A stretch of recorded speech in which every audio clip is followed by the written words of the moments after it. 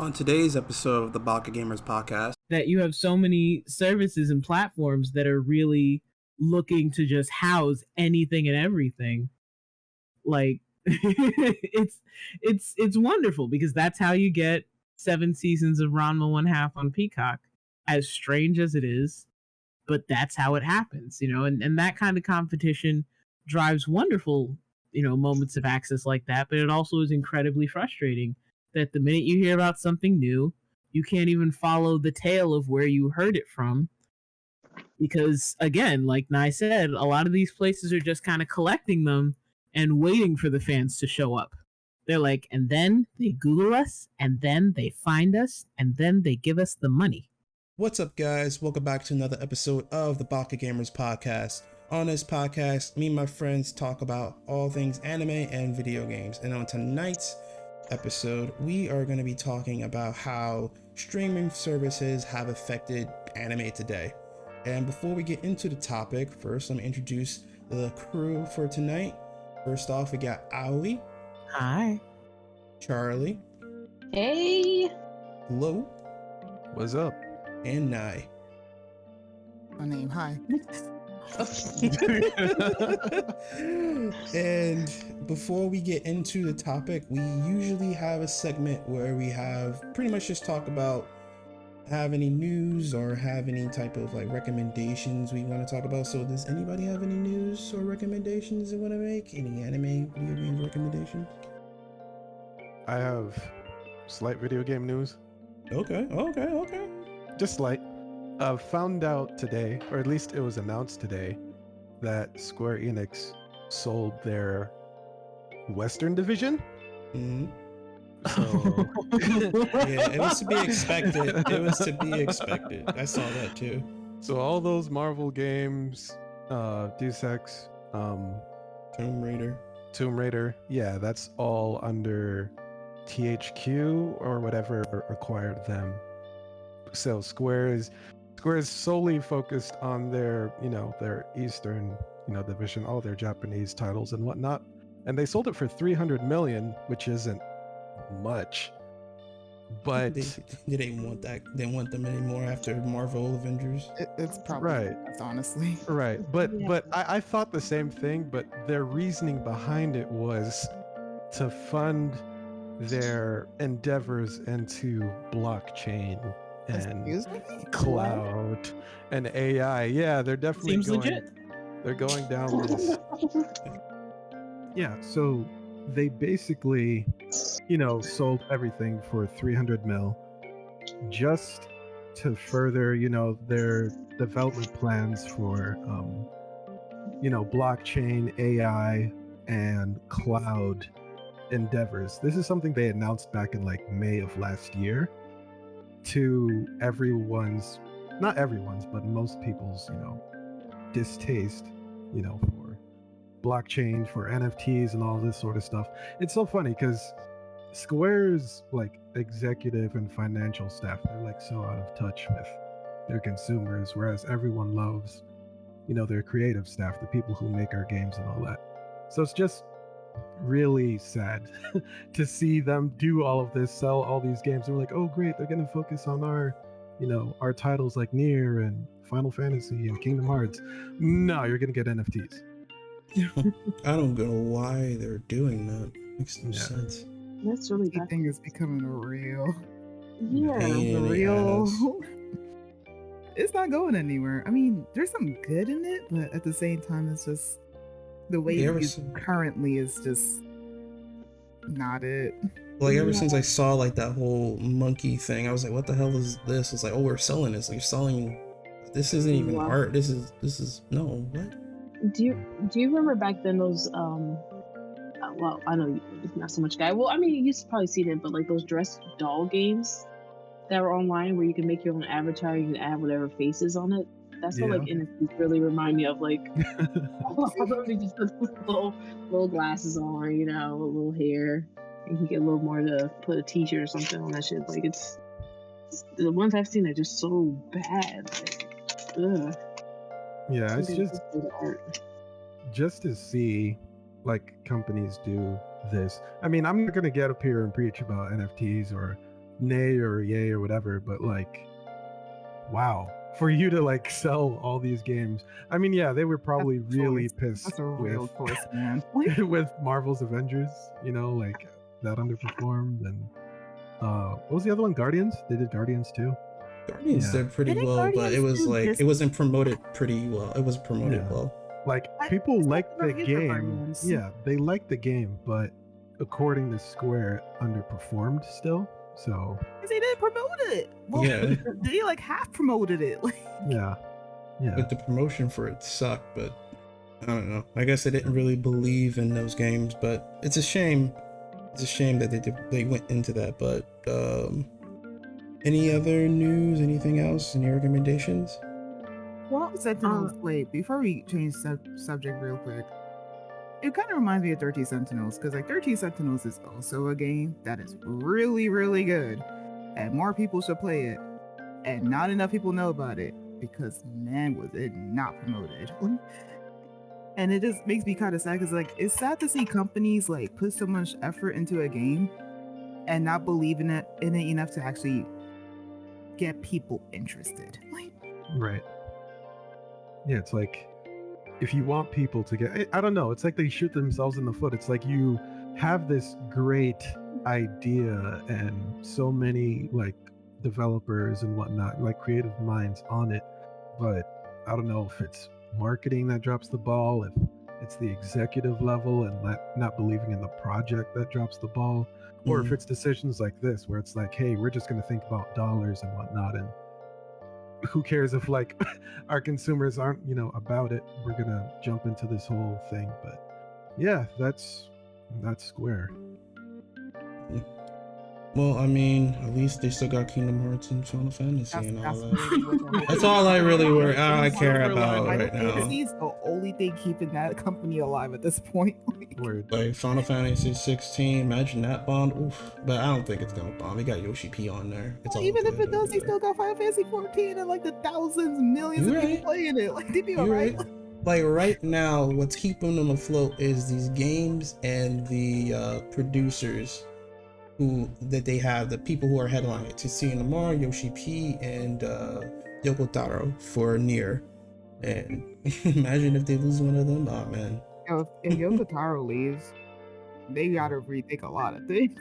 Yeah, if they lost Like- Nero, Jesus. Jesus Christ. Somebody else picked that up. Oof. Hmm. It's an Xbox exclusive. Like what? I mean, just like what was the name of that dude who did Metal Gear? Kojima. Kojima. It'll be like that all over again. Like, I'm back. He walks on stage as his own company. He was I doing know good. someone somewhere is just absolutely gripping their fists in rage that you just, who's that guy to damn my freaking name Kojima? sometimes blinks. It's okay. It's okay. I know who he is. I just couldn't remember the name. Everyone put the pitchforks down, please. I mean, Okay, they can have them sometimes if they I want. have brain farts. It's okay. Look, it'll be all right. It'll be all right. All right, now Aoi, you had something to say? I sure did. I'm very surprised that we're not still talking about Sailor Moon Crystal absolutely killing it and setting a brand new standard for how to bring back a series proper. Because, hello, you know, considering that Sailor Moon's 30th anniversary just passed, and Toei used the opportunity to announce that the final arc is going to be split into 2 films. And this is super huge because the reboot has already been just doing such a wonderful job in adapting the original manga and including some of the things that we really would have loved to see redone and just cared for in such a way that I have just adored Sailor Moon Crystal. So to see Crystal's adaptation of the final arcs of the manga be announced on the 30th anniversary was just such a special moment. You know, considering that they had a choice between this and the 4th season, I think this was the right decision. And I think it's a fine decision, and I'm very happy to see Sailor Moon just getting sent off in this way.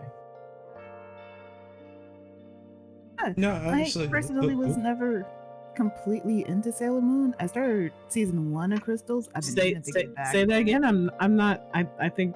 Pitchforks down. I said what I said. Like, don't get me wrong. As a kid, I loved Sailor Moon. Watched it with my brother all the time. Like, loved it. My favorite character is Mercury. For right now, it's probably Venus. If I'm being no, Jupiter.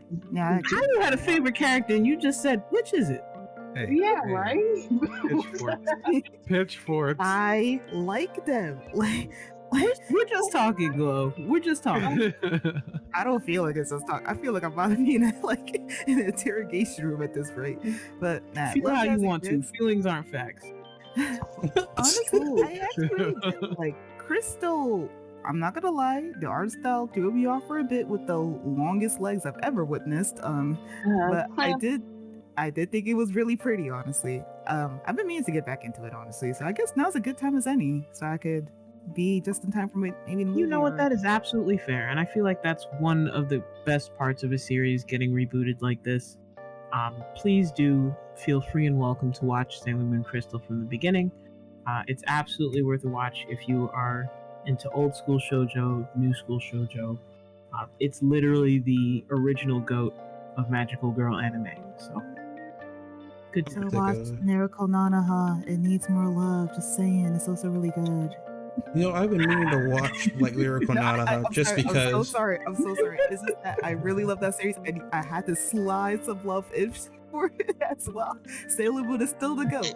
Still the GOAT. Sailor Moon is big enough and humble enough that we will allow it. Thank you. Share the love with Nanaha. It needs more love. Or You know, you aside say from that- High Top? Yeah, High Top. You were asking us for recommendations too as well. In addition to anime news, I cannot step away from this pedestal without recommending Love After World Domination. Oh, absolutely, man. It is absolutely killing it. Fudo, the Red Ranger, has me in a chokehold. I'll call him by his actual name. Gelato. You gotta say the actual name. This series is so sweet, and honestly, I do think while I have been getting a little fatigued with high school romances, and before anybody comes at me, there are of course exceptions. You know, Horimiya, I don't want to hear about it. It's anything but mid. Okay. And Okay.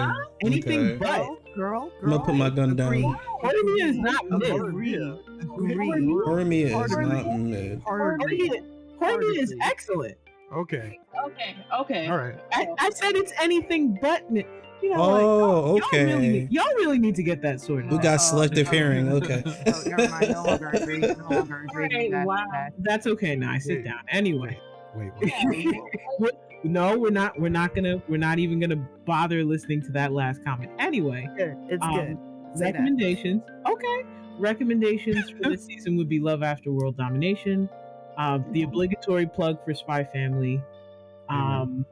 I've got to throw in Shikimori's Not Just a Cutie, because It's cute. Shikimori also. I got shows. no. Is that the anime with like the pink haired chick who kind of has glare in her eye? Yo, I've been meaning to like watch that. That looks Give it a watch. I'm still on the fence about adding it like to an upper echelon. It's not an upper echelon for me yet, but it is worth starting. I will say that. And of course, Banished from the Heroes Party will land on my list. Oh, you finally decided? Like, wait. No. So Yeah, you're thinking of a completely different I'm show. thinking of a different show. I was about to be I like, know what you I changed said. your mind. Do you change your mind? No, baby. When I'm right, I'm right. Banished from the Heroes Party. But I have one more recommendation to add to the list too. If anybody else has any more recommendations. Dance. Go ahead. Dance? What?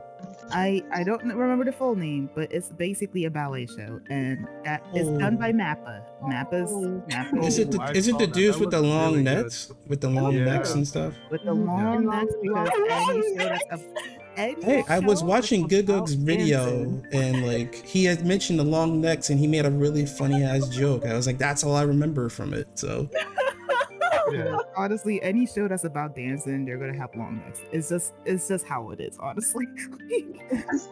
There is this really awesome character in it who looks really awesome in like their dancing sequence, and I don't think I saw any CGI. There's no CGI. There is no CGI. It's all yeah, 2D. it looks really good. It looks really good. And if they could keep with the animation, honestly, I do think it's like gonna be a great show. Honestly, those map animators are never going home. They never went home to begin. That is their home. They live there now. Listen, if you can't afford an apartment, technically. Well, hey, and I'll give you credit. Dance, Dance, Dancer is the name of the manga. So, you know what? Off by one word, points to you. Cool. And I'll also be adding the names in the description below, just in case. Wait, I have one more. Summertime Render is in the. I want to talk about it. Oh God! Oh, I was wanted to talk about it. Damn it!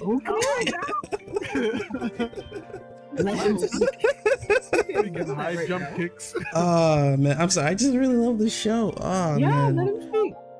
But yeah, no, sorry, but yeah, summertime rendering is, I feel like, in my opinion, it's that sleeper hit for this season. Absolutely a sleeper hit. Like I'm not gonna go into detail because I'm not good at synopsis, but bottom line is supernatural elements and time loops. Have fun with that. And a really good mystery. That first episode would just have you on the edge of your seat. Where's it streaming? See, and that's why, and that's why. Okay. This is part of the conversation for the topic because I have some things to say. Nice. Yeah, and that's why I wanted to bring. That's why I wanted to bring that up and lead it into the next discussion. So, jumped in the gun. Yeah. I didn't realize that like Hightower wanted to go somewhere. I just wanted to give a good recommendation, man. No, it's okay. It's fine. But regardless, that leads us into our discussion for tonight. Pretty much, basically, how has streaming affected anime today? And just leading with summertime rendering. The joint is only available on Disney Plus, right? Wait, but now here's the thing. Now here's the funny thing about this. Now hold on. The mouse has anime now, but the funny thing is that like it's on Disney Plus, right? And when I read that, I was like, oh cool. Let me look on Disney Plus, and it's not there. I'm like, what the hell? Do I look up an article? It's on the Japan version of Disney Plus, and I'm just like, are you serious? Well, I'm so glad that this episode was brought to you by NordVPN. So I have to download a VPN just to watch this show. And when I heard that, I was like, yeah, that's why pirates still exist till this day. It's called non-anime for a reason. Good Lord. Oh man. Disney Plus Japan. Its anime may have gone, but there are still our sites, and that's where I go. Like streaming services have been beneficial in pretty much making it legal to watch a lot of this anime and read manga as well. Like Viz Media has like shonen manga come out every week or so, and it's great, but why is it's spread out on so many different services? Such really good anime, you're never gonna see it because you gotta pay a fee to watch it. It's like freaking Game of Thrones all over again. The season comes out and then you cancel it because it's done. You don't need to have HBO anymore. You make an incredible point, because Hero Man was created by Stan Lee, right? And Studio Bones. Mm-hmm. And for all intents and purposes, it was published in Square Enix's magazine. So you'd think that Disney would be all over that. But you can definitely go watch Crunchyroll. You can definitely go watch it on Crunchyroll and nowhere else. I think that just tickles me. Like that is that is the peak of the issue with some of these streaming services where you're really looking to find your content. You can't even find it where you would expect to find it consolidated. It's not even just that. Mind if I take the wheel real quick? Go ahead, Nick. One of the other things I find annoying about it is that I personally watch a lot of anime, especially since like I do use streaming services sometimes, but like I do find like a lot of like you guys mentioned, it's spread out too thin. And not only that, I feel like for the most part, Crunchyroll has taken over on anime. So if that anime is not on Crunchyroll, you just don't hear about it. So a lot of really good animes are slept on, like Summertime Rendering. You guys all went like, oh, I never like you guys had a reaction like you never heard of it before, with the exception of High Top. Like, I mean, I definitely I heard, but you know, I also figured this is exactly where you were going with it, and I love that you bring up Crunchyroll. Because I feel like if we're going to have any conversation about streaming wars and anime's place in it, Crunchyroll is a great place to start. Now, as much as I love dating myself on this stream, I feel like I should ask first. Who remembers when Crunchyroll started? Like around when Crunchyroll started? When did you first start or first hear about Crunchyroll? Wasn't Crunchyroll a pirated site at first and then they became legit? Hell yeah. They were? Yes. So Crunchyroll literally used to be right on the list with Kiss Anime and, you know, Go Anime and Crunchyroll. Like, they used to be one of those sites. You're telling me Crunchyroll was the chosen one? Crunchyroll was the original. They were the originated, and they were the place where you used to go to get your Naruto episodes that were fan dubbed in Naruto font with the subtitles in Spanish. Wow. Like, they were a user generated site. Wow. They're supposed to destroy the Sith. They were made to destroy the Sith. Literally.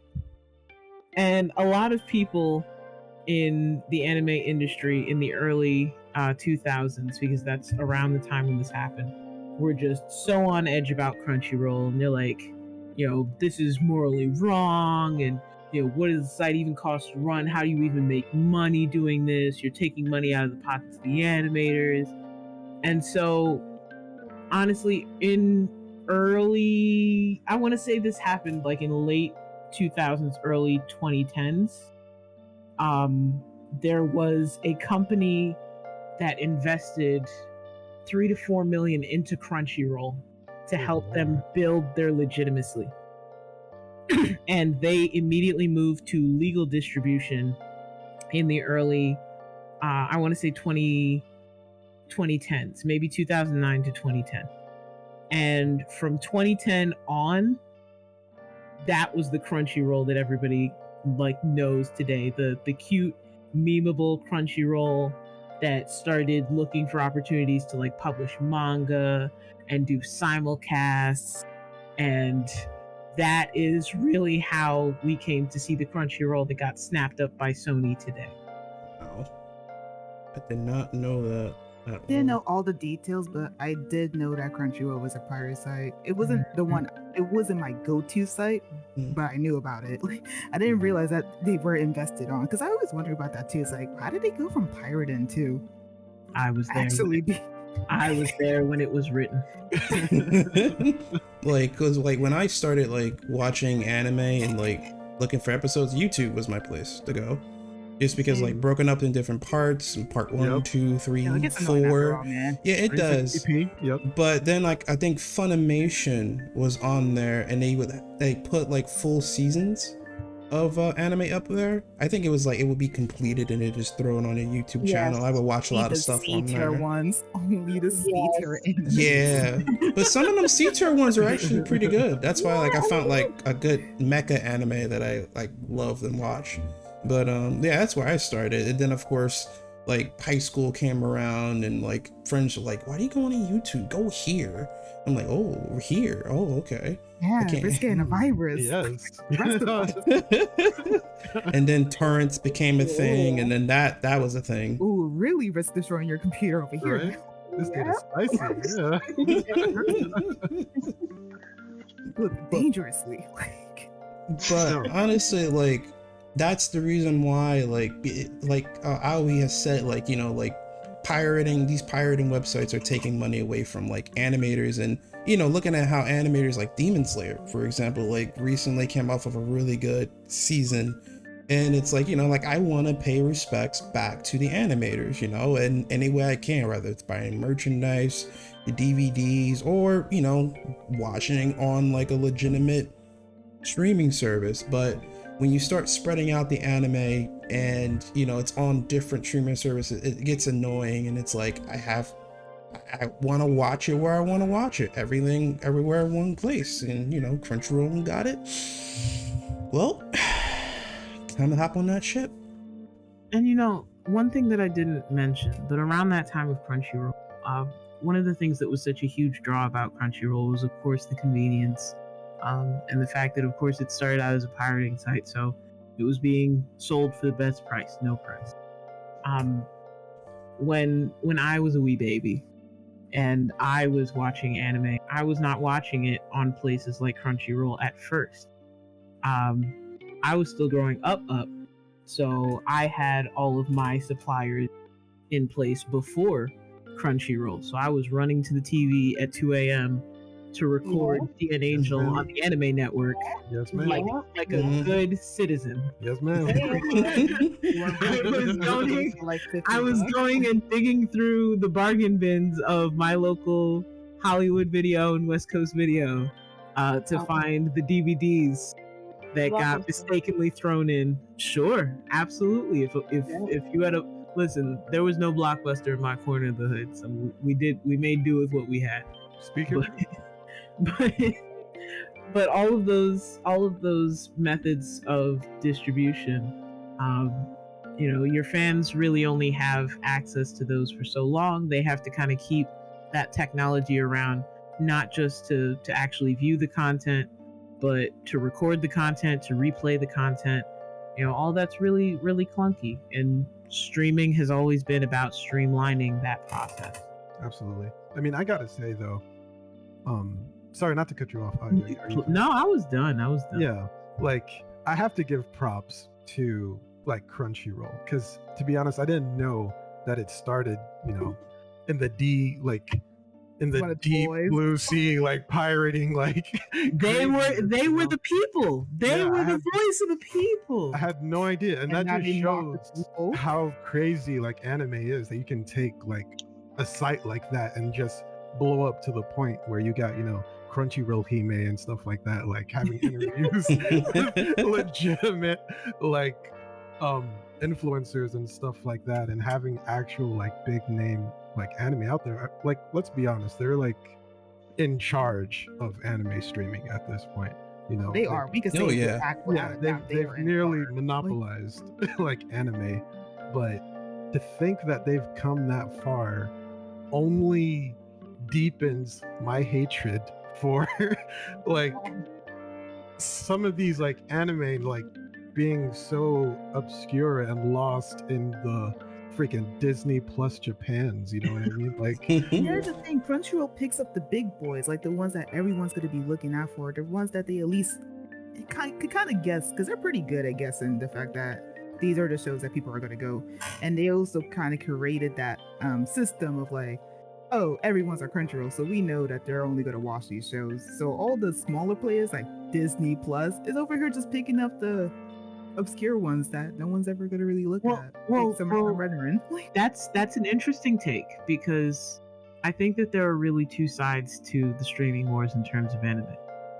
There's having access to the best and brightest and the new, right? But there's also having reliable stuff that's going to get replayed over and over and over again.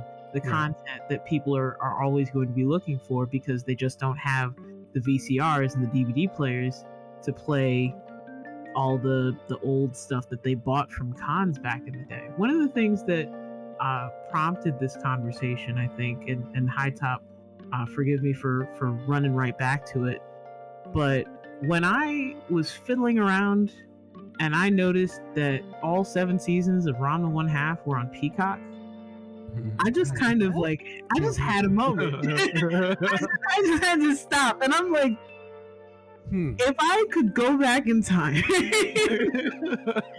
and tell Child Owie that this DVD collection that was impossible to like, collecting those was like collecting the Infinity Stones. No, Owie, I totally get you, because I almost lost a friendship because of that, because my friend let me borrow what I have. And I was going to keep it. I'm like, so Charlie, that's theft. That's theft. What do you mean you almost lost a friend? Theft? How dare my friend not let me rob them? How dare they? You can't keep it. I'm like, I like this no more than he does. You know what? I'm not saying that I condone it. I'm just saying that I'm also a Rumiko Takahashi fan, and I understand. That's it. You're condoning this. I'm not condoning it. I understand. Good condition too. It was in good condition, not fucked up at all. Yeah, right. It was in good condition. They took good care of it. It's mine now. The way you started to made it seem like the person was like wild. It was like, oh, I almost lost a friendship because of this incident. Yeah. Started because of you. Because of this incident. Because of the crime. The potential crime. that you committed. I really like watching that. Doing this in the farmer. Was there a point that you were going to make? Nah, just that. That's it. You were like the definition of they had us at the first half. Criminal activity. Criminal activity. No, it was. You know what? I'm proud that you bring it up, because that was the potential that businesses were seeing in a lot of these. People would be driven to strange and crazy things, right. Not just for the newest anime, but for the nostalgic anime. And I think that not only is it a wonderful thing that you can get all 7 seasons of Ranma 1/2 on Peacock, not an advertisement, just saying. I think that it says a lot about why certain streaming services are holding on to those big entry part of the anime syllabus titles.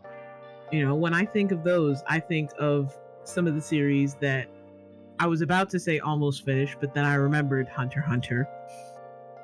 That technically you are still unfinished. It's finished spiritually. Yeah, it's as finished as it's going to get. Right. But there's money to be had in keeping the JoJos, in keeping the Hunter x Hunters, in keeping the Yu Yu Hakushos on your platform, because these are the gateway anime that will be played over and over and over again, that people will put on in the background while hanging out. That people will come back to time and time again. There's money in holding on to those things. And in an age where it becomes more and more expensive not just to get these titles, but to actually store them digitally on platforms, it's really interesting to see what some services are prioritizing. So you're saying they're holding on to their own corner of the anime market, so to speak, if that makes sense? Yeah, it's precisely what I'm saying. Now that you know, you've known for years that anime is a niche market, but really the people who have lived in this space for years know that there are factions and facets to it. Going head to head with Crunchyroll for the newest hot off the press anime isn't necessarily the smart move. The long play is in what a lot of these other streaming services were doing. Hulu, if you could go back in time and tell yourself to invest in Hulu because that's where all the anime was going, young you would have laughed, because it did not make a lick of sense. Absolutely. I just want to bring us up about Hulu.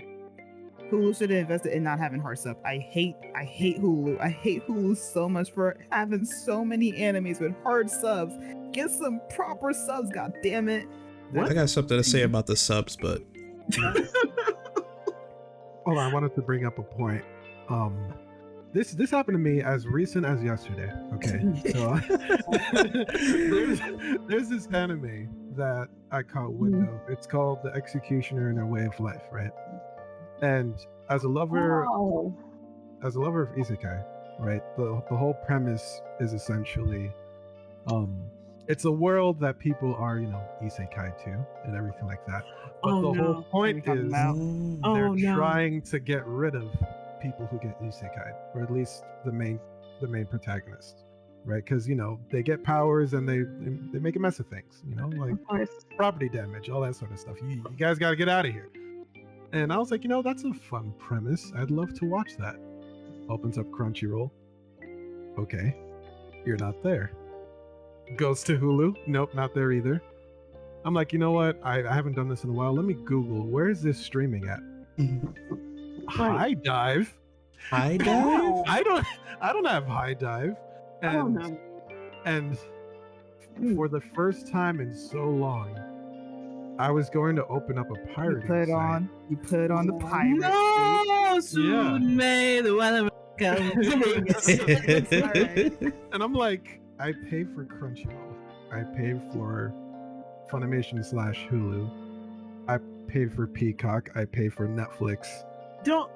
And I'm like, I'm unclear. If it's on High Dive, It's and on you Verve. have- yeah, if it's on High Dive, it's on Verve. If you have High Dive isn't on Verve anymore. No. Yeah, but if you No? have Oh. no. Now I gotta go my 50 apps. If you have Verve, you have High Dive in the other thing, right? That's What not is how it? that works. Because there's no High Dive channel on Verve anymore. It's gone. Mm-hmm.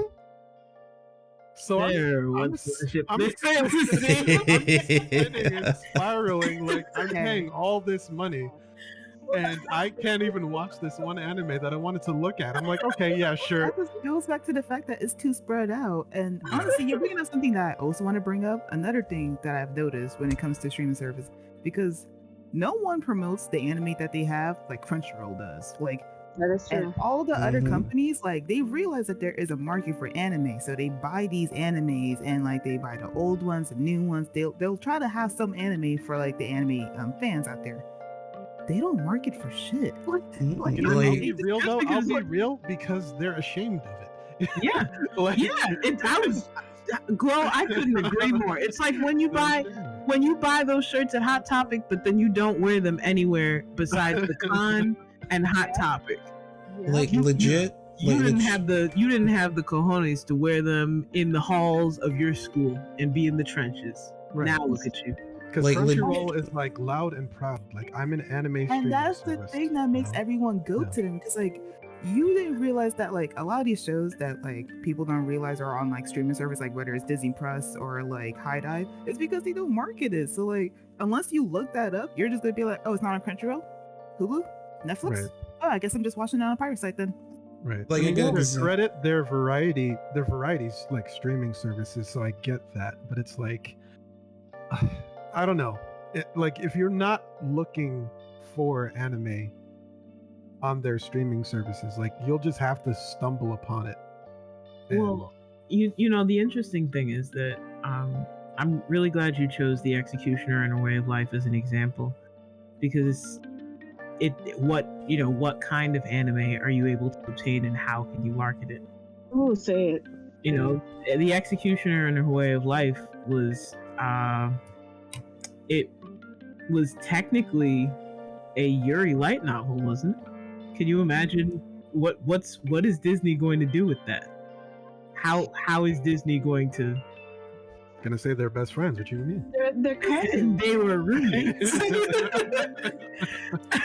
They're gonna give you the whole Hey, Disney Disney, treatment. This is my cousin. yeah, Disney can't, and they were roommates their way through a lot of the new and more popular stuff that's coming out. And frankly, you know, you mentioned being a fan of isekai. I am a fellow fan of isekai, but the majority of the isekai that's out there right now is either seinen or right on the line. And I think that part of the puzzle that Crunchyroll's never really had to navigate is that they've never had to just stick to, you know, quote unquote, you know, Western kid friendly content. Mm. They know that you're going to come through and watch Abenobashi, and watch this grade school girl get inflatable boobs and just kind of, yeah, that's funny, and not assign any additional thought to it. Imagine And if you don't Disney know, Plus don't had worry about redo it. of a hero. Well, imagine if they were trying to promote redo of a hero The face I of a just healer. I do that without going to jail. That's a good one. That's a good one. to Hulu bring would up. Hulu would not even. I don't believe Hulu would have the guts to do it. I know Disney wouldn't, but like thinking of a streaming service that would. And what's funny is that Netflix can do Castlevania. Netflix would never touch redo of a healer. Oh hell no, especially uncensored. I think they do it. Netflix would not. Hello. I Oh, think you they- crazy. I don't think they would. Netflix would not. Uncensored, Lodi. I think they do. But with the flipping horse picture for like, what was that one song? where it's like- We're not giving any airtime to redo of a healer. No, thank you. It is mentioned in name only. I No watched all of it. detail. Good So- for you. You'll never get that time back. Howie, I enjoyed my time. It was hilarious. Watch it with Charlie, friends. Charlie, what'd you It's a say? good show. Like, I mean, where can you watch Bible Black though? Charlie. There's sites for that. There's sites for Are you that. just trying to have all the little kids Googling? There's sites for that. I'm saying, you know, can't watch redo the healer. But you see, Read the redo pages the healer was like I have to it's look not. I have to look it on the site. Okay, look at it. I kind of want a season 2, honestly. I kind of want to see where it goes. Didn't we like watch that in like a streaming party or something? Yep, Oh, we that was did, great. Yeah, and we never looked at it again. I did. I forced one of my friends to watch all of it with me. It was hilarious. Are you okay? I am. Like, are you okay? I am. I appreciate his friendship. Thank God I didn't lose it after that But- day. But real quick, Aoi, like going back to how like you said how pretty much like a lot of these services hold on to those specific animes that kind of like are popular. You know, those like Gateway and like I think does Crunchyroll have Inuyasha on it? Like all seasons? Hulu has it. I'm pretty sure Hulu has it? Who has it then? Who has it definitely? Yeah, I'm No. pretty sure Hulu has Inuyasha. Who has Yashahime? yeah, it does. Yashahime's on Crunchyroll, I believe. That's the funny part. Like, No, actually, that's another day we could talk about, actually. Because the annoying thing about not even just the fact that, like, these animes are spread out, some of the series within their seasons are spread out. For example, Takagi, on, like, the Teasen Master Takagi, yeah, only season 2's on Netflix. We're in one. Like, it's just gone. that's how they compromise. Like isn't JoJo Bizarre Adventure not complete, but yet they jumped towards like the newest season that came out recently? Well, On Netflix, though, because from all the seasons.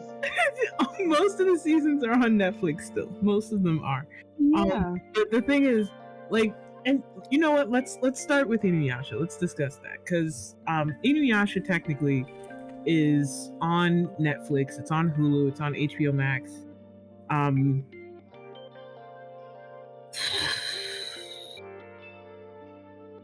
I think that's it. I think that's it. But the thing is, some of those are split. Some of those are movies, and not all of them are consecutive. Now, the funny thing is, you know, notice I mentioned Netflix, Hulu, HBO Max, right? If we're talking about Yashahime, you know, Funimation has Yashahime, Peacock has Yashahime, Tubi has Yashahime.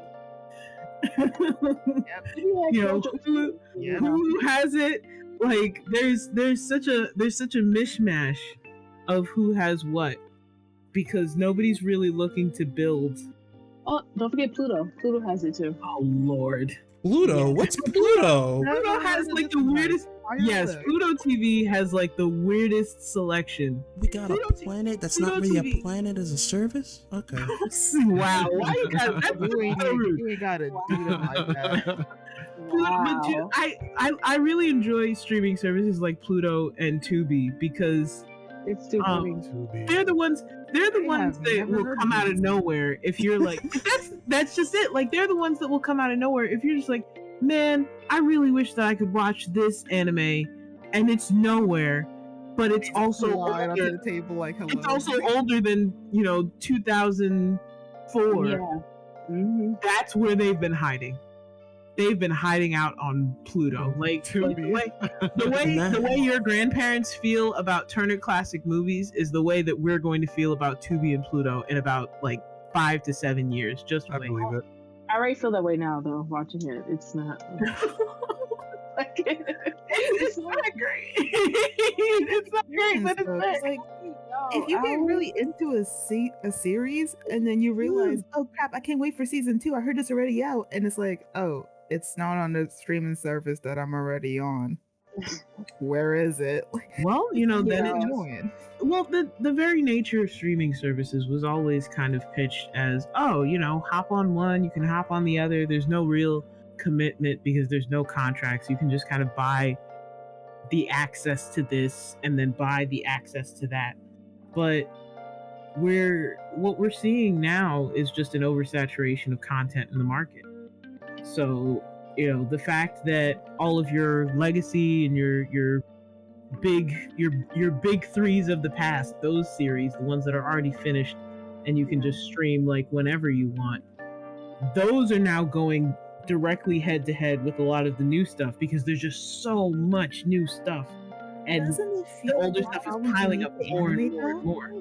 Can I say though, because you brought up a good point, the old anime that from way back in the 90s. So I recently, looked up, one anime that was on Fox 5 I used to watch as a kid called Melancholy Nights.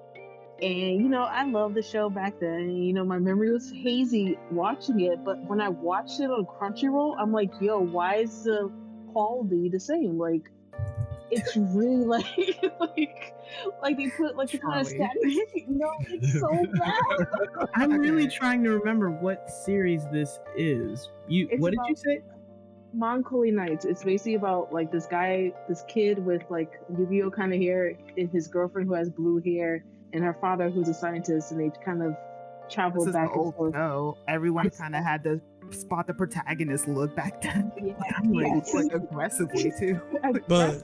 But Charlie, it's kind of like One Piece though, because when I was watching One Piece, very of it's connected to Crunchyroll, so I watched One Piece and its original aspect ratio and everything, and yeah, I think it might just be because there was no HD version available for it, maybe. Yeah. So that's why it wasn't not adapted, just created in that light before. I know, but they didn't clean it. But another show. There's no money in doing that, Yeah. A lot of these things that are getting remastered and refreshed, like Disney does for their content, they do it because there's money in it. Right. I was watching a video about how they remastered Dragon Ball 3 times, I think. Yeah. So there's money in it. There's money. Popular shows will get it, but the more underrated ones probably never will. Right. Definitely. Fighting Foodons. Whoa. Looks like someone drew it. You actually use Crunchyroll. I haven't actually went to Crunchyroll in a hot minute. Has their video player improved in any way? What platform are you talking about? Because I use Verve, so yeah, I use Verve a lot. I know library, but yeah, I know Crunchyroll is getting rid of because I know Crunchyroll had a thing where when a new season came out, every season, usually the first episode you couldn't watch it, but then new episode comes out that you could watch the first episode. They're gonna stop doing that soon. You're getting rid of that, as they should. Definitely. I'm not a child. Okay, honestly, it's probably for the best, and it probably wouldn't even change that much because, quite frankly, anime is at a place today where you are aggressively trying to watch the latest episode before you get spoiled, or just to be part of the conversation. Which actually, another thing that I noticed with the whole streaming service industry, especially with only Crunchyroll, because they're the main ones who actually market it, is that because of the fact that they're popular and they're marketing properly for the anime audience, if you do not watch that episode within that day, They're spoiling you are it going to get next day. spoiled. Mhm. You are getting spoiled. You better not follow them on Twitter. It's a wrap for you. Oh no, that's the one. But I really do feel like it's easy to not get spoiled, but you do have to put down Twitter. Yeah. You do. It's not even just Twitter. it's I will add Facebook. YouTube to that. Facebook is YouTube. honestly pretty dependent on how closely you follow some of these things. Facebook, it's your fault. All right. Yeah, Facebook it's very rare. Okay. But YouTube and Twitter, you do YouTube have is to put that not- down for at least 48 hours until the internet moves on to something more interesting. And then it's Russian roulette from that point. It is crazy for me because I do not follow Crunchyroll's channel on YouTube. I always tell YouTube I'm not interested. But when Attack on Titan was like premiering the final season, and Ranking the Kings too, anytime I went on YouTube, what was on the Guess top what? See, That was for the- no reason. that was the Guess biggest what things. happened? See, that's that SEO. You say you're not interested, but then you go watch a 3-hour video on the history of anime, and YouTube's like, all right, bet. Guess what happened 20 minutes ago? I watch a lot of anime channels, but like I will keep telling YouTube I am not interested in Crunchyroll, like any of their videos. So Shut up, I don't wanna see it. YouTube knows that you're a tsundere. What do you want? Yeah, YouTube. What thinks do you you're lying. want? Like YouTube's like, oh, so you're just being hard. You're just playing hard to get then. Playing hard to get. I We just see want what you watch. Because like honestly, I'm pretty good at dodging spoilers, honestly, and especially for Attack on Titan. I already read the manga, so spoiling me was not gonna happen to begin with. But I remember for Ranking the Kings, literally, I did not even think I was gonna get spoiled on it because I didn't watch any videos related to Ranking of the Kings at all. And I remember I literally like the episode just came out and I didn't watch it yet because I was at work. I'm like on the train back, like going back home from work, and I go on YouTube and at the very top, and like they don't even hide it in their titles or their They don't. thumbnails or anything. They don't even No. try. Like They'll be like, so and so died, cry emoji. I'm like, what are you doing? You know, and I'll only bring it up just because I think it's been at the back of my mind. I think that the streaming conversation for anime and the market oversaturation conversation for anime just really, they always tend to overlap, because I think that we've seen it a lot before, in that like anime's golden age is almost immediately followed by an oversaturation in the market. And then budgets never go up indefinitely, and studios start losing money on ideas, and then the industry starts getting a little more selective, and then you start to see like a boom, another golden peaking age of anime again and again. And I think that it just follows that rise and fall wave kind of pattern. And I think that the entry of technology into that conversation is what really kind of spearheaded a lot of the fatigue that we're seeing now. Like, it was always meant to be here, because studios were like super cautious with content that there was no proven audience for. But now, with increased like global communication and people's actual increased access to anime, that's less of an issue, because anime will find its audience.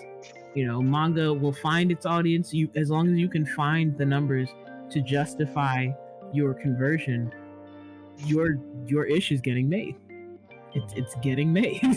Yeah, absolutely. And now that you have so many services and platforms that are really looking to just house anything and everything, like it's wonderful, because that's how you get 7 seasons of Ranma 1/2 on Peacock.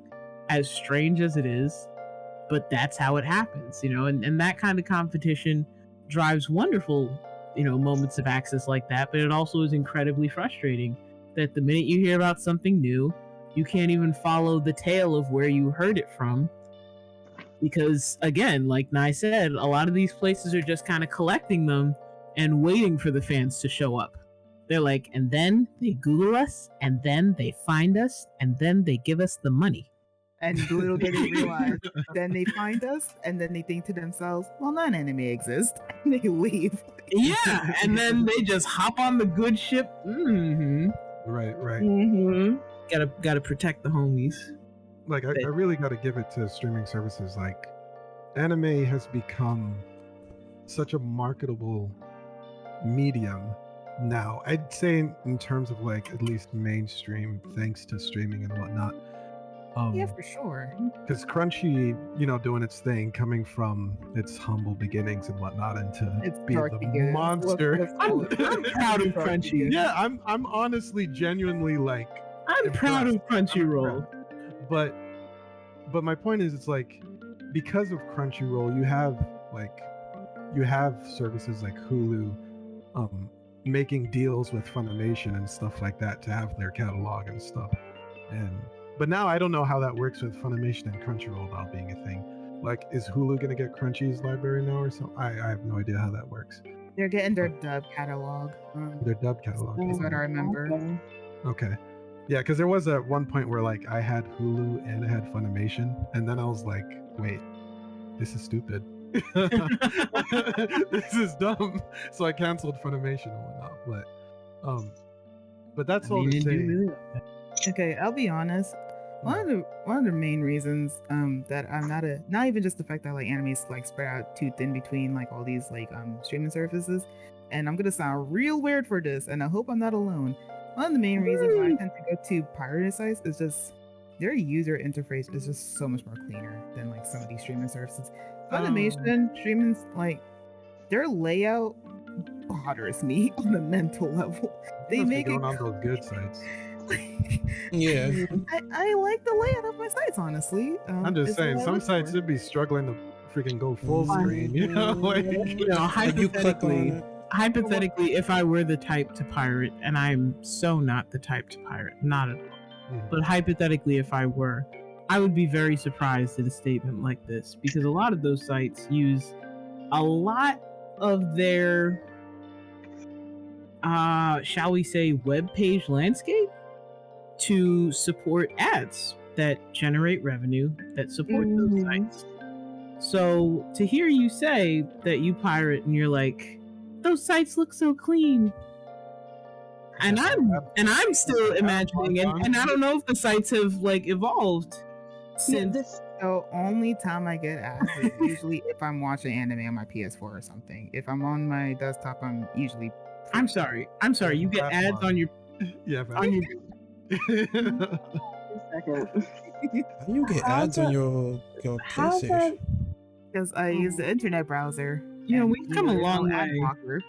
We've come a long way from hot moms in your area playing in the background of Naruto Shippuden. They're still around. They just come to like get your exact zip code and everything like that. Like, oh God, what's going on? When I say like user interface, I'm not referring to like ads or anything. It's just I like a clean layout where it's easy for me to find things. The ad banners are part of the UI. Hey, I don't see them at the time. But then again, that's the ad blocker working. Yeah, I was gonna say it's probably not a great interface. It's just a good ad blocker. Appreciate it nonetheless. Also another thing. I'm personally someone who likes talking to people or like seeing people's thoughts about anime, and I feel like the comment section is usually a lot better. It's a lot better. It's a lot more. It's a lot more popping. It's a lot more better than Verve. Services come out with comment sections, that's gonna be gone within a week.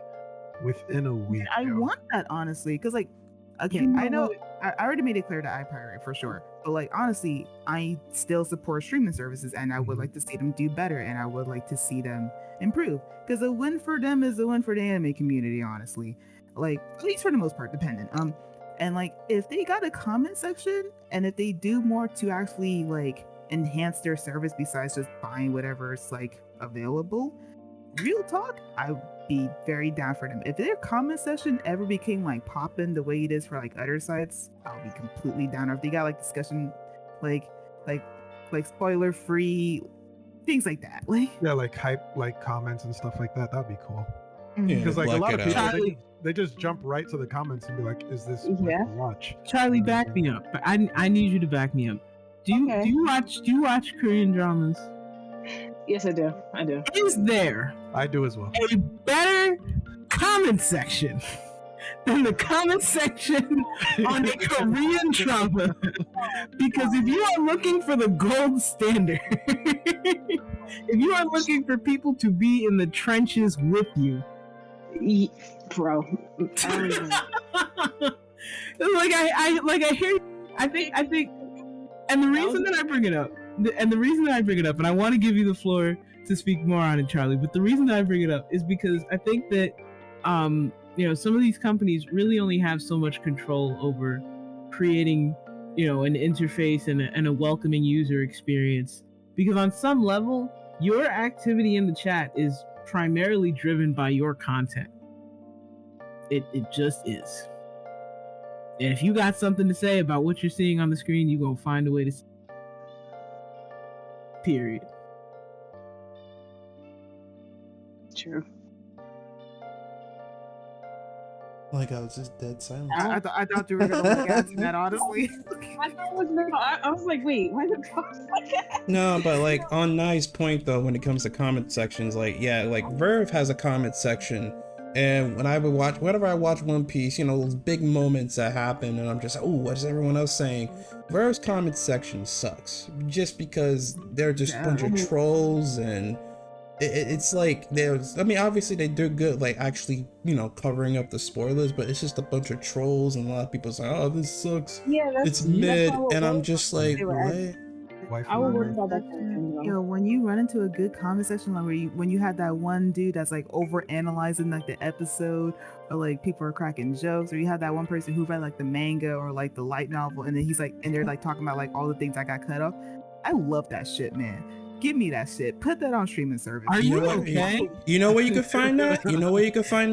Go on YouTube on a reaction thing, a reaction of the episode or something. You'll find something like that. Wait, why are you asking if I'm okay? Okay, We're protection. Yeah. McAfee. I just like tell me you love HoloLive without love I love HoloLive. Dude, we know. Shut up. It's not the comments you like, it's the chaos. Yeah. No, I kind of, when it comes to HoloLive, I only like vaguely know about some of the Utterman stuff that be happening. Like for example, like Rushia leaving, like I only vaguely know the information for why she's left. I don't really get into the chaos for any of that, for the most part. Baby, I tell you what, you 3 feet deeper than I am. Who? What? Like you're already deep. and there's no shame in it. Like there is some HoloLive VTubers who are absolutely out there doing the damn thing. But as far as the streaming Calabae. All right. As far as the streaming conversation, I think it's absolutely an excellent point that there's more that companies could be doing to create an authentic and welcoming user experience to kind of drive traffic towards their platforms. Because you don't just watch anime always for the anime, it's also the community that you share in. So excellent point. And I think another thing too they can improve on is the subs, because a lot of people listen to subs, and I think like it was like a lot of controversy when it came to Komi can't communicate. When it came to a lot of the subs and a lot of the explanations to like a lot of stuff that came out, like sometimes they won't even translate it at all. Like back in the day, you would watch a pirated site, and the fan subs would be so well. Sometimes they'd be good. Sometimes it'd just be like, what the hell are you talking about? But other times they'd be so good. Like for like I think Bleach, a lot of the time it's like whenever they say Benkai, and the text would kind of like jump at you a little bit and be colorful and stuff. I love that. You know what I miss? I miss the ones that would actually like teach you. Like I was gonna talk subs. about that. Yeah. So like just for the listeners, The translator notes. Yeah, just for the listeners, there used to be translator notes in some of the anime that we would watch coming up, because fan translators would literally be doing this with just a team of the homies on the internet in IR chat, going back and forth discussing how best to phrase this for a Western audience. And when some of the jokes didn't quite translate, what you would see in a lot of more widely distributed media, like stuff you'd see on TV, is you would see like some dub companies either translating it directly so it makes no sense to you and you're just like, oh, haha, it's funny because it's nonsense. Or you would see companies trying to make like a comparable joke and trying to westernize the joke, and you'd be like, haha, that's sort of funny, but it's also super corny. What these fan translators would do is they would translate the joke exactly as it was, but they would also contextualize it for you in the notes underneath the translation. You'll see a lot of this if you legally obtain if you legally obtain some manga series nowadays online that are translated by some of your peers. I cannot stand that What kick.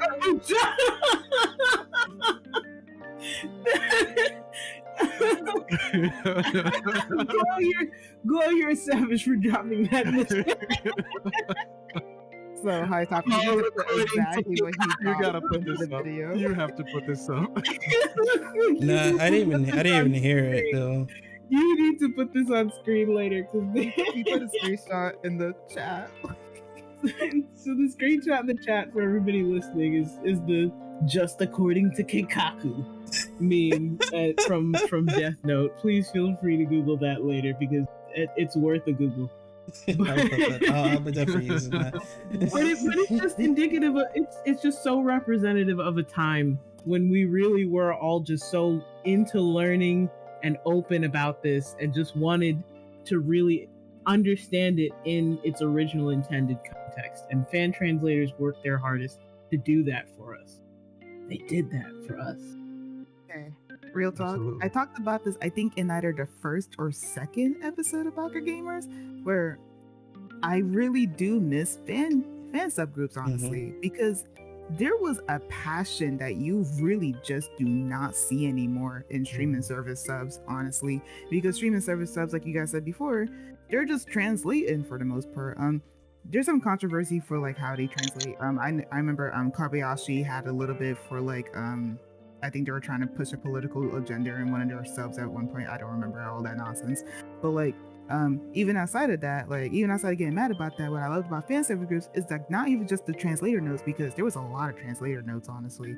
And personally, like you guys said before, it was so fun because like they gave context, they contextualized, and they explained, like they gave you lore, like into like just the history of like Japan, or like the the culture of Japan, honestly. Like that's how you got into it, honestly. Yeah, and the fact that the translators were like part of the community itself, you know what I mean? Like it's like we were all just enjoying this together. Yeah, definitely. And like there was definitely fan sub groups that kind of had a style, honestly, because like you'll see okay, I was really into like fan subgroups, and like each fan subgroup did have like a different style for how they did translations, and like also what kind of translation notes that they provided as well. Like some translation notes, quite frankly, were not giving you context or like contextualizing or lore or whatsoever. Some of them were just jokes, honestly, and I was perfectly okay with that because it was hilarious half the time. Like I remember I think it was for Kanabinari, because one of the characters was like talking too fast or too high energy, the translation note above was, it was really difficult translating this. It just sounded like wow. And it made you love the show more too. It's just like I loved it, like, because it was just like it felt like it felt like you were part of a community. Like it made you really appreciate the work that they put into translating. Like this dude who's talking too fast that they probably had to replay that entire clip like 10 whole times just to finally translate everything that he said. I loved it. And not only that, quite frankly, we talked about it before. Recently, one of the things I noticed when it comes to streaming service subtitles is that if it's not being spoken, they are not translating it. It is very unlikely for them to translate. So whatever the heck is written on that cellophane text, you don't know what the hell it means. No word. Context clue, better guess. Yup. You see a winky face? Oh, okay. Somebody flirting.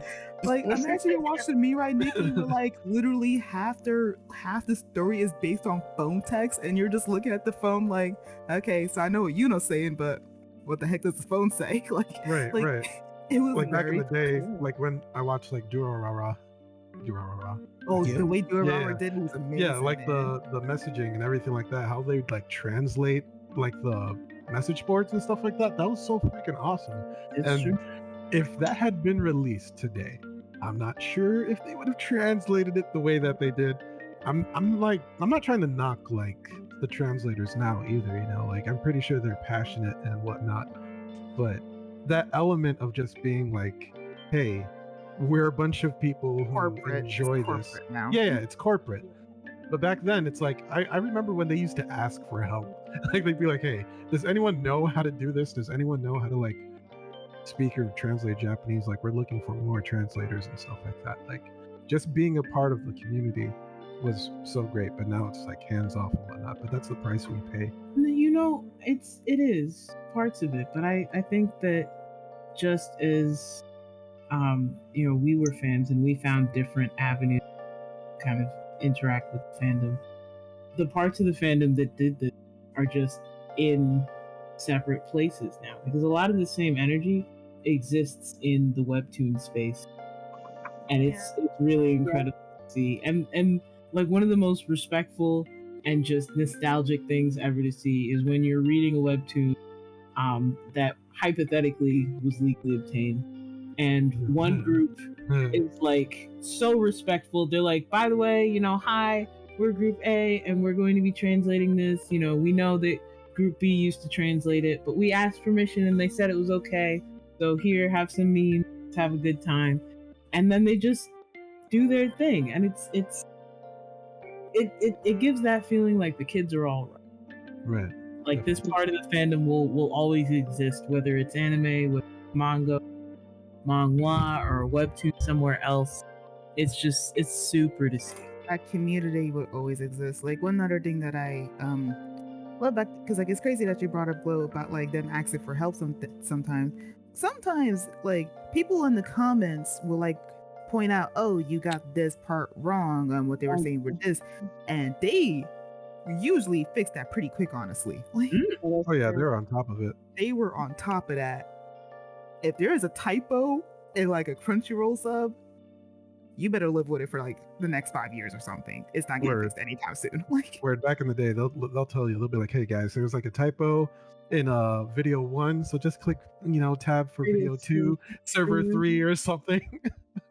Or ignore the mirror or something, you know, like Just according to Keiko. not even just this. Like, I know I just got on Hulu by hard subs, and hard subs, for anyone that doesn't know, is basically it's the yellow subs. It's the ones that are like pretty much just hard yellow on top of the anime. I hate it with a passion because it is super distracting and it just looks hideous, honestly. Like no Like, effort can't you was change put. that on Hulu? I believe you can change that. Oh, did he You update could? that? Oh, Yeah, I will- I'm able to change those. So. Oh, Yeah. thank God, man, because Yeah. that used to drive me crazy. Like, I hate hard subs. But one thing I love about fan sub groups, and like it's something that I haven't seen any streaming service do so far. And if I'm corrected, like if I'm wrong, definitely correct me. I'll be happy to see it. Is that when fan sub groups did the translation, each character usually had a different color. Oh, that used to drive me bonkers. I love I'm not even gonna lie. That used to drive me up the wall, because then there would always be a group that would take it too far, and they would like change the font too, as well as the color, and they would like get into it, and I'm like, this is very distracting. I just want to know what's being said. It's hard to My read. too. Sharingan ain't that potent, yo. I can't keep up. You are right that some fan sub groups did take it too far with the font. Sometimes it was warranted. I know sometimes like for some fan sub groups, they only do it for like characters are like, if the character's really loud, they'll probably make the font like a little bit more intense, like bold or something. If the character's really quiet, it'll be like lowercase for everything. You're right, some groups do take it too far, but I personally really enjoyed it, honestly. At least when it was just the color that they were changing, because personally for me, it made it a lot more clear for who was talking, because sometimes these voices, especially if people are talking all at once, it's kind of hard to tell who said what. Like,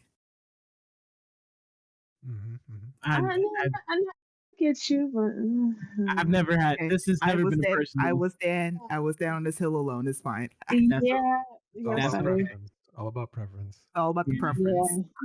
yeah. I just like the energy. I like them put in that time and effort to make it real clear who was talking. Like, and honestly, like on that note, I feel like if some of these streaming services kind of had like a personal touch, you know, kind of talk to the fans a little bit more, like how these fan dubs and, you know, how that community was, I feel like it would make, I feel like it would make the experience a little bit better too, maybe, because it's like, I don't know, I miss fan subs. I miss them. I miss them so much. I miss the community. I just honestly, for me, it wasn't the community. It was more just how the subs, how much effort was put into the subs and how colorful and how epic they would be.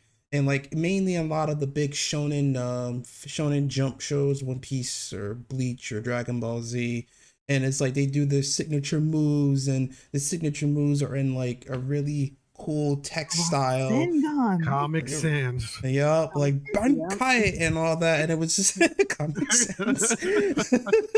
But it would just look so cool and epic. And it's like now you look at, you know, anime today, and it's just regular subtitles that hopefully it's correct, and it's like, yeah, it's plain, ain't nothing really special about it. Gotta go. I mean, I suppose, but I'm coming from the dub camp because I think years of watching anime with T has really kind of made me a filthy dub watcher by default. I'll always go back and dabble with my home in subs, but I think that as far as the dub market, streaming has been such an interesting, like it really has been such an interesting time for voice actors, because you will see people really jumping in and giving their all to the characterization of these characters and doing their best to match and stay on sync and deliver the same energy that was in the sub. But at the same time, voice actors and actresses, like the other day, I can't even remember what show we were watching, but as soon as like this one background character spoke up, T came up from behind me. He's like, "That's Wendy Lee. She's still getting work." And I just had to die laughing because we've literally been in this deep so long that we recognize the actors themselves, the industry people, as part of the community. Right. And we like readily welcome their contributions, great and small. And just hearing about how all of, you know, where is the passion gone for subs, I think a lot of it really just transferred and focused into creating the best dub experience. And I think that it's going to be really hard to kind of match that time when we were coming up, because not every piece of content had a lot of the energy that dubs have now. I mean, that's wholeheartedly agree with that. And that's great. No, I'm sorry, but no, but that's just great though, because it's like I know back, like there were a lot of anime back then that were dubbed that weren't really good, you know. And like for me, I watch I feel like the sub and dub discussion could be another part of a podcast, but I'll say this, that like I'm more of a sub guy, and the main reason why is because it's just the fact that I feel like the emotions get across better through subs, since it's from like, you know, the source in Japan and all that stuff. But like you said, Aoi, like dubs today have gotten a lot better, and like you can feel the emotion, you can feel the effort that they put into these characters. And you know, I'm more inclined to actually going to a movie theater and looking at a dub version of an anime movie. Or you know, like I think, like what was one movie that came out, Belle, that came out, and legit that whole movie has a lot of like songs in it and stuff. And you know, the Japanese one was my favorite. You know, I loved it, but it was the first time ever I was like, damn, the dub was even better. And he actually got a singer to do the voice, who was the voice actress for the main character. And that was the first time I was like, I know I want to watch sub, but do I also want to watch dub? Am I going to see this movie 2 times? You know, and it's great. It's great that, like, you know, streaming has, you know, given a lot of these people work, and given, you know, the people who are talented enough to do these jobs and stuff, like give them that chance to perform for these characters and actually put effort in. And I think that's what I like the most is just the effort that's been put into the dub now. I feel, but I'm still sub though. I'm a sub guy. Honestly, I agree. I'm also very much a sub person. I actually do watch dubs usually. Usually, if I watch the dub, it's either because I heard a lot of good things about it, or because I happen to be doing something else, True. and I kind of just want something that I don't have to read the subtitles for. With that Same. said, you are right that like some dubs really do bring in the energy, and like High Top said, this could be a different conversation. But one thing I do want to point out, a great example of what you're saying, where it's like quite frankly, the dub doesn't really translate the way the sub is. But my God, is it still better for the energy it has? Skate Yep. Infinity. Skate Oh. Infinity. The dub was amazing. Whoa, we can't go for Skate Infinity and not drag Haikyuu. The dub for Haikyuu is untouchable. It's untouchable. It's top tier. Listen to the dub for Haikyuu. I'll probably get on that The soon. dub 'Cause I for just- Haikyuu is so good that it literally brought half of the fandom onto TikTok by the nature of the supercuts of the dub that's alone. crazy. I definitely have to check that out because I've been meaning. Cause like I love Haikyuu. I've been meaning to actually rewatch the series again because I love it a lot. Like, but I was just thinking of Skate Infinity just because I watched that recently, and whoever they got to voice Adam, he was loving every second he got to be a predator. Jesus. And I'm okay with it. So I guess pretty much like when it comes to anime on streaming services, as much as I and a lot of us pretty much hate how like spread out a lot of the shows are to these different different streaming services, they have provided benefits from better dubs and basically, you know, what else? Localization of certain animes, and you know, just being able to have them available even though they're not promoted properly. Like Tiger and Bunny had a season 3. I didn't even freaking know there was a season 3. And like, even though they're not promoted, the fact that they exist is great. And also, you know, I feel like I'm still gonna be a pirate. You know, I'll still be a pirate. I'll still look at some anime, especially if it's in Disney Plus Japan. Oh my God. I will still be a pirate, but I'll mostly stream this stuff, you know, as long as it's available. Real quick, because I sense they were wrapping up. For anyone who does have like, who's kind of like confused about where to watch their anime, like where is streaming, like and whatnot, I highly recommend an app called livechart.me. It has all the anime started in seasons. So you'll have your full season list, and you could throw out any anime you're not watching and focus on the animes that you are. And the best part is it will tell you exactly which streaming service will have this anime, if any at all. Correct. So you're not disappointed like me. Yes. What was the name of it again? Livechart.me. Awesome. Guys. It is my go-to. sounded... It is my go-to Yeah, for keeping track of my anime. Yeah, same. Honestly, if I didn't have that, I probably wouldn't be as open to going back and finding these things. But it's really hard to remember where you left off on some of the shows that you're watching. It's just easier to track them. The app is Not really to good, mention- honestly. Yeah, not to mention it also has countdowns. So you know when it comes out. Yeah, once the next season has been announced, it has a countdown to when it airs, and when the next episode is supposed to air too. And it's not just for anime TV shows. They also do movies and OVAs as well. It is honestly, if you are an anime fan and you watch a lot of anime, I highly recommend it. It is so clean. But that's the rest of it because they're not sponsoring. No more. But no, I'll definitely No using more it, free. and you know, everyone else who's listening to it definitely use that because I hate going on. I hate clearing an anime and being like, do I really got to use Google and be like, where to watch, and then get all the So now watch you're too good for options. Google? I need a place that's easier to search instead of always amazing, going to man. Google. I mean, especially like sometimes it's like, not to go off too much on a tangent, but like sometimes they don't even have the like sometimes either you get the Japanese translation or the English translation, and so it's like you put like, I don't know, I don't really know exactly which name, but like you'll put like a Japanese translation of the name, and they're like, "What are you talking about?" And then you get the English version. It's like, "Oh, now we know." Which I'm like, "Come on, Google, you gotta do better than Google's this." looking at you like this dumbass think he speaks I'll Japanese. tell you right now, because I'm still on this livechart.me. Like, if you click on the anime, it'll give you the Japanese and English name. Like, See, Nice. come on, Google. There you go.